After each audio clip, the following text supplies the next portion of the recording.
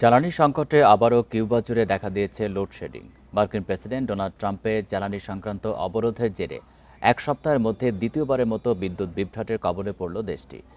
শুক্রবার সন্ধ্যার ঠিক আগে অন্ধকারে ডুবে যায় পুরো দ্বীপ। শুক্রবার বিদ্যুৎ গ্রিডের দায়িত্বে থাকা রাষ্ট্রীয় মালিকানাধীন সংস্থা ইউনিয়ন ইলেকট্রিকা কিউবা জানিয়েছে, স্থানীয় সময় বিকেল 4:30টায় বিদ্যুৎ বিভ্রাট শুরু হয়। সরকারের পক্ষ থেকে বিদ্যুৎ বিভ্রাটের কোনো ব্যাখ্যা দেওয়া হয়নি। তবে সোমবারও একই ধরনের বিদ্যুৎ বিভ্রাট হয়েছিল। এর ফলে বছরের শুরু থেকে দেশজুড়ে সম্পূর্ণ বিদ্যুৎ বিভ্রাটের সংখ্যা বেড়ে 4টিতে দাঁড়িয়েছে। অবকাঠামোগত ত্রুটির কারণে কিউবায় বিদ্যুৎ বিভ্রাট কোনো অস্বাভাবিক ঘটনা নয়। তবে চলতি বছরের জানুয়ারি মাস থেকে সমস্যাটি আরও তীব্র হয়েছে।